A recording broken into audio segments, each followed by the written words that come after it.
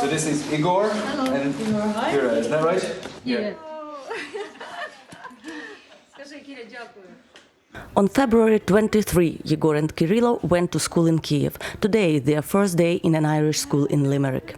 Together with their mothers, the boys left Kiev in early March until they finally reached Ireland. They have been taken care of by an Irish family of Tuckers. From the very first day of the war, this family has been following the events in Ukraine. As soon as Ireland opened its borders to Ukrainians, the Tuckers have decided that they should shelter those who are now rescuing their children from the war.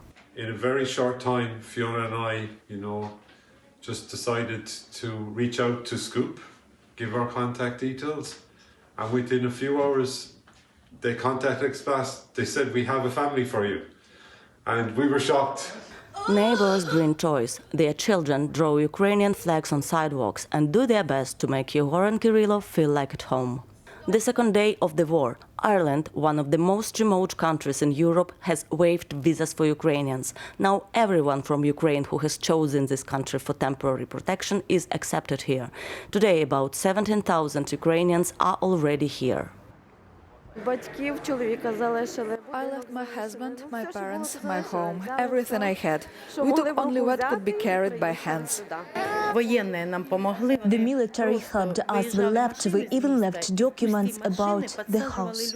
This is the old terminal of the Dublin airport. Now it has been turned into a visa center.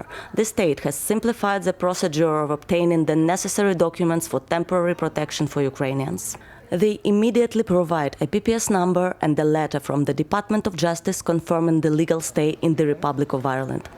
These documents allow Ukrainians to have the same rights as the citizens of the country. Ukrainians fleeing the war can receive social benefits, free medical care, and most importantly, they have permission to work. If there is nowhere to go to, temporary accommodation in hotels is provided across the country. The government is implementing a plan to settle the Ukrainian arrivals with Irish families. More than 20,000 families have already expressed their willingness to accept Ukrainians. Currently, housing is the main problem in Ireland. The number of houses is insufficient and rental prices for families in Dublin start from €1,500 per month. Local authorities understand this problem and many other ones that are particularly challenging for the Irish society at this time.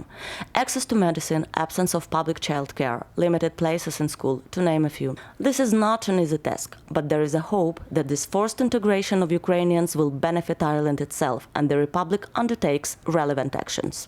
The Irish people stand in absolute solidarity with the people of Ukraine against this unprovoked aggression. We have made it easy for them to work. They all have a number to register so they can get a tax number and actually partake in our economy.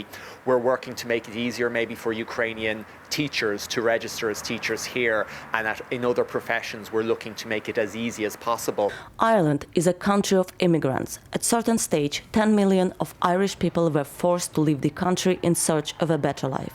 Perhaps that's why the Irish have taken to heart the pain of Ukrainians who dared to give up everything and go into the unknown.